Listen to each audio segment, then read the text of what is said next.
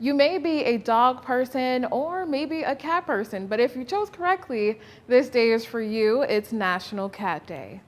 It's a day to celebrate our feline friends. Cats, as well as pets in general, have been shown to lower stress in people and give comfort. From the first historical human records of cats in ancient Egyptian culture to now, cats have entrenched themselves in modern society. A recent survey indicates 44% of Americans surveyed owned at least one cat.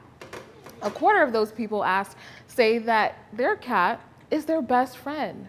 And speaking of best friends, there's my little girl, Tapioca. So cute there. Look at her. Oh.